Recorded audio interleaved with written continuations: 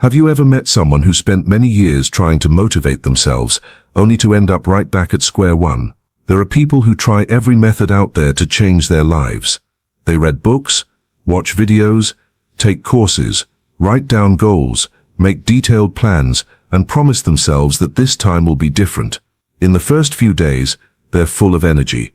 They wake up earlier, work harder, and have better self-control. But then the pressures from work, family, health, and life start piling up. Motivation gradually fades.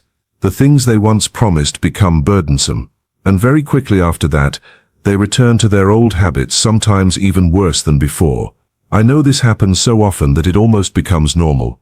Maybe you've seen it in others, or maybe you've experienced it yourself many times. We're often taught that the problem is that our motivation isn't strong enough, that if we want it badly enough and try long enough, change will happen. But what if that's not true?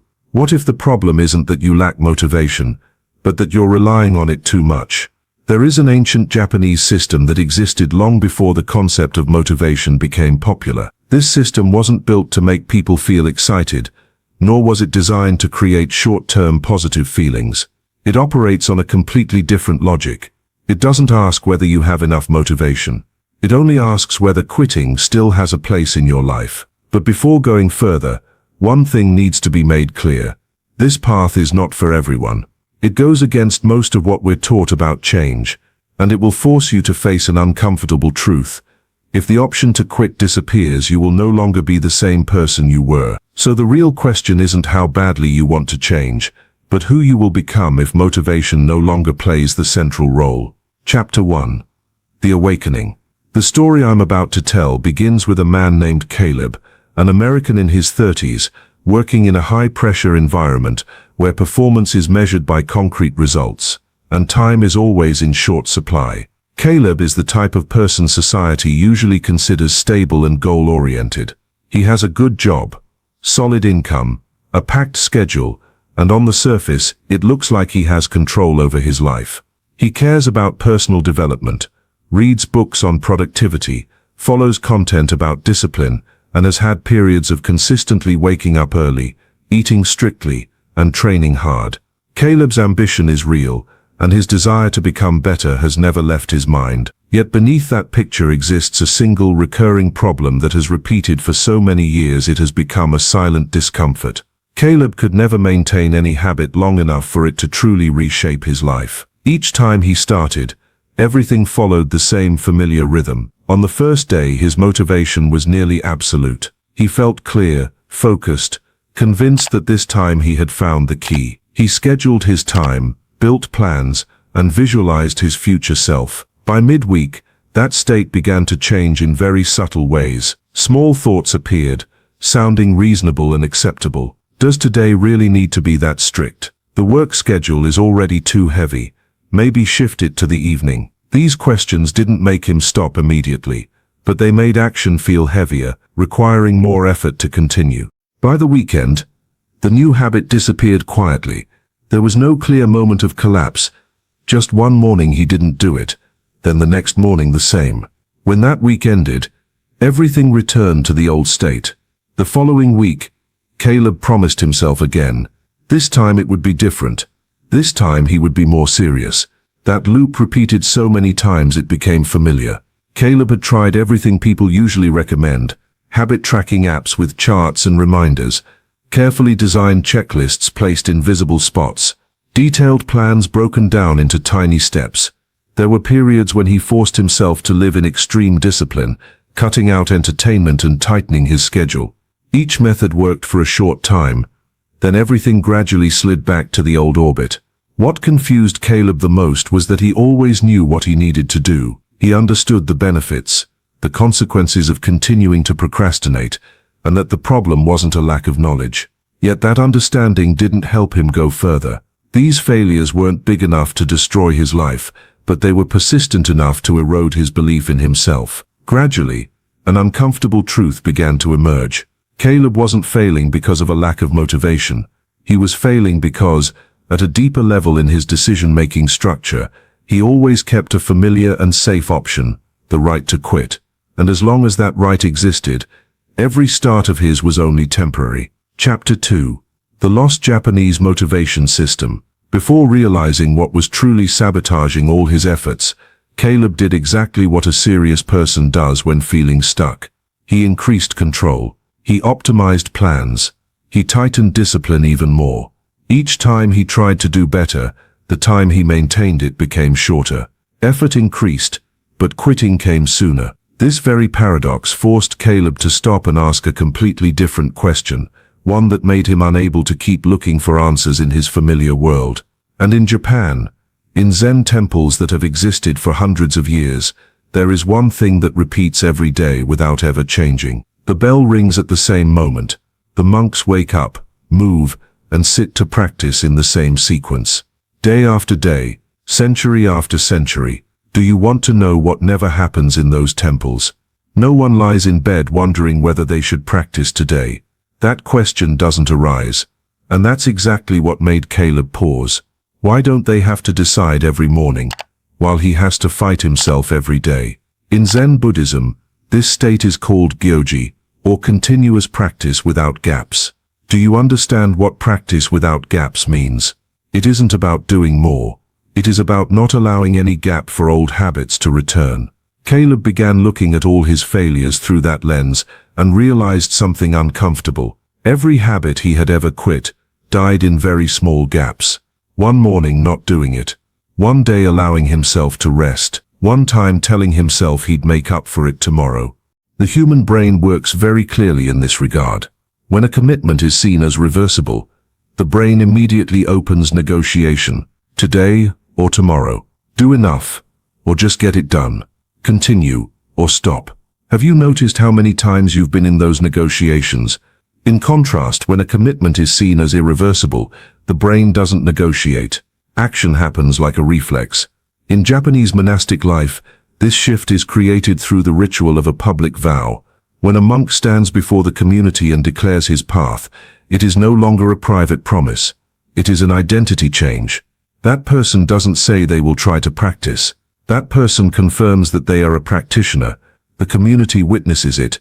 And from that moment, practice is no longer processed by the brain as a choice. Caleb looked back at himself and saw what had never changed. All his commitments happened in silence. No one knew, no one witnessed, and therefore his brain always kept an escape route for him. This time, he did it differently.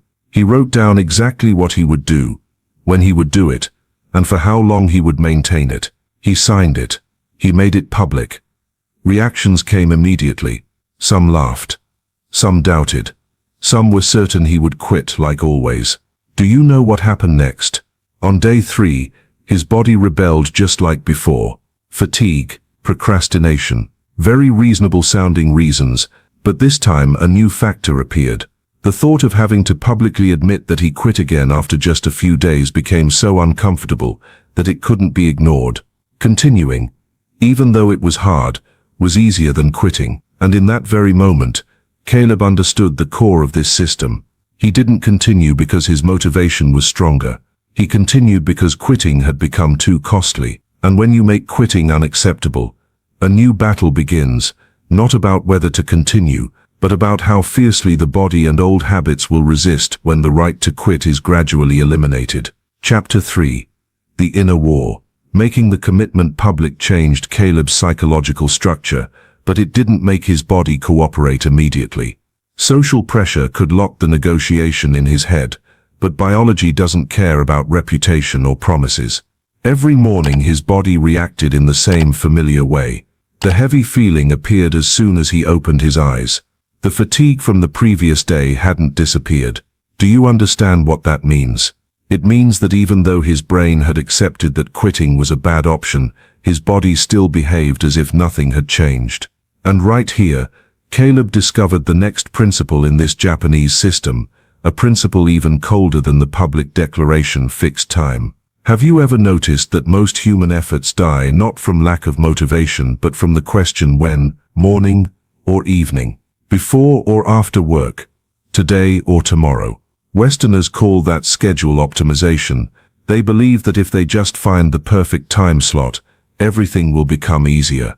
But the Japanese look at the problem the opposite way. They don't look for the best time. They eliminate the question of time altogether. The practice time is fixed not to optimize performance, but to remove choice. Caleb understood that every time he had to choose a time, his brain wasted energy on a decision that created no progress. So he chose one single non-negotiable hour, not because he liked it, but because it eliminated most procrastination excuses. The first week felt like a direct confrontation. His body resisted fiercely. Every morning was a tug-of-war between old habits and the new structure. In the second week, something small began to change. Caleb noticed he woke up a few minutes before the alarm. Do you know what that means? It shows the body starting to learn, even if reluctantly. By day 14, a strange moment occurred. The alarm rang, and his feet hit the floor before his consciousness could form a complete question. Action happened before thought. This is exactly what the system aims for. When time is fixed, the brain has no foothold for negotiation. But the war wasn't over. It opened another front. When the when question was eliminated, the brain shifted to what? What should I practice this morning? Should I do it light or heavy? Should I switch to something else to avoid boredom? Caleb realized he was still being pulled into negotiation, just at a more subtle level. Do you understand why so many people maintain a schedule but still quit? Because they only lock the time, not the form. In Japanese Zen, this is solved with the concept of forms, or one way. One single form, one single sequence, repeated every day until the mind surrenders. Not to create interest, but to completely exhaust negotiation ability. Caleb looked back at his recent mornings and saw the problem clearly. Time was fixed, but the content kept changing. Some days he meditated, some days he read, some days he did a few physical movements. Each small change forced his brain to make a new decision, and each decision was a gap. When he realized this, Caleb understood that the real battle wasn't in starting but in closing each door one by one. The time door had been locked. Now came the content door. And when that door closed, this system began moving into a much more dangerous phase, where repetition no longer brought a sense of progress, but started to wear down resistance. Chapter 4. Practice without gaps. When Caleb realized that fixing the time still wasn't enough to completely end negotiation, he began looking straight at an illusion he had believed for many years. Variety. Have you ever been taught that changing things to avoid boredom would help you last longer? That doing one thing today and something else tomorrow would keep you interested? The problem is that very variety had killed Caleb's consistency time after time. Every change, even small, forced his brain to engage. It had to compare, evaluate, choose. And do you know what happens every time the brain is invited to the negotiation table? The habit starts leaking. Caleb decided to do the opposite of every familiar piece of advice. He locked his entire practice structure tight. Same content every day, same sequence every day, same duration every day. No adjustments for mood, no changes for energy levels, no adding or subtracting to avoid boredom. Everything repeated with near mechanical precision. And this was extremely uncomfortable, because when everything is identical, the brain has nowhere to cling. Weeks 3 and 4 became the most intense resistance phase. Boredom appeared like an itch that couldn't be scratched. Thoughts rose with very convincing tones, that doing it this way is meaningless, that changing a little wouldn't matter, that humans need flexibility. Caleb realized this was the exact point where he had always quit before. And this time, he didn't argue with those thoughts. He didn't try to convince himself. He just kept repeating the same locked sequence. By week 6, something strange began to happen. There were mornings when he finished nearly half the practice chain before realizing he had even started. Behavior no longer needed activation by determination. It ran on its own. Do you know what that means? It means the habit had started to leave the conscious control zone and move into the automatic zone. But right at this moment, events appeared. Caleb got sick. His body was exhausted. His schedule was disrupted. Then came days of travel. Changing spaces, changing times. This was exactly where all his previous habit chains had collapsed. One day off for a legitimate reason. Then another. Then the familiar phrase, "I'll do it properly again when I'm fully healthy." In Japanese Zen, there is a cold but extremely effective principle. Practice does not demand perfection. It demands continuity. The flow can weaken, but it must not be allowed to break. Caleb began applying that principle in a very practical way. When his body didn't allow the full practice, he didn't ask whether he should quit. He asked only one question: what is the minimum version? If he couldn't complete the whole thing, he did the smallest possible part. If he couldn't keep the exact conditions, he kept the chain. The action was reduced, but the practice flow remained intact. Do you see the difference here? Instead of falling into the all-or-nothing trap, Caleb kept himself always in the state of practicing. And for the first time, a very different feeling appeared. No more feeling like he was standing on the edge of quitting. No more fear that one bad day would make everything collapse. The behavior chain was no longer fragile. It was flexible enough to survive bad conditions, but rigid enough not to break. Caleb realized that quitting had happened not because he was weak, but because the old structure required perfection to continue. When perfection was no longer the condition, continuing became much easier, and it was in this phase that the system began to show its true power. Not by making Caleb do more, but by making leaving the chain increasingly alien. Chapter 5. The Transformation. Locking Identity. When the practice chain had become strong enough that it no longer collapsed because of bad days, Caleb discovered the final principle of this system, the principle that makes everything terrifying in a very quiet way: pre-solutions. Meaning decisions are made before the events occur. Meaning the brain no longer has to work in a state of chaos. Caleb sat down and did something that seemed deceptively simple. He listed every situation that had ever caused him to quit in the past: getting sick, sleeping late, business trips, jet lag, suddenly extended work hours, having guests at home. Each situation was paired with a specific pre-written response. When this happens, I will do that. No optimization, no adjustment, no negotiation, just execution. Do you want to know what changes when a real event actually occurs? Caleb no longer stands there weighing options. There is no inner meeting, no evaluating whether he should be flexible today. The action chain already exists, waiting to be triggered. And when that chain is triggered enough times, something very strange begins to happen. Around day 70 to day 90, Caleb realized that there were mornings when he completed the entire practice without even remembering the moment he started. Do you understand how terrifying that is? It means the behavior has left the zone of intentional memory. He no longer feels like he's starting something difficult. He just finds himself in the middle of it. His body moves through the familiar sequence as if that is the only way the morning can unfold. This is the moment the system locks in identity.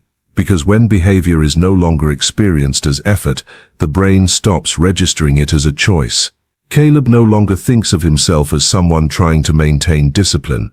He begins to experience himself as someone who simply lives according to a certain structure. And do you know what starts happening from the outside? People around him begin to notice. Colleagues say he has changed. Friends comment that he seems obsessed. Some even say that way of living doesn't look normal. Do you recognize this familiar pattern? Every time someone steps outside the common boundaries of behavior, society tries to pull them back with very gentle labels.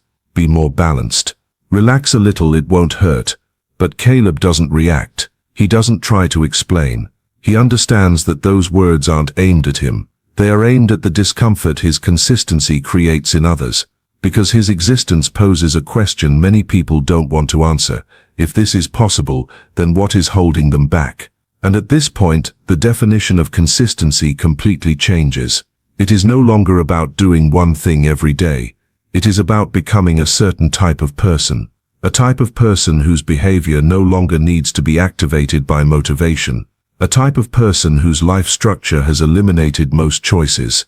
Do you understand why quitting disappears at this stage? Not because Caleb is stronger, not because he has an iron will, but because this system has made quitting incompatible with his identity. When you become someone who cannot do otherwise, leaving no longer appears as a real possibility. And that is the transformation this system brings. It doesn't make you better. It makes you different. Different to the point that those around you feel uneasy.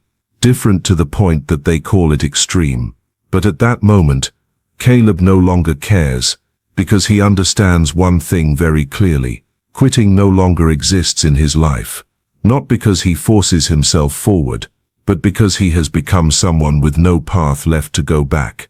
If this story has made you see motivation, discipline, and the reasons we quit in a different way, please subscribe to the channel and turn on notifications so you don't miss the next content. Thank you for staying until here, and I'll see you in the next video.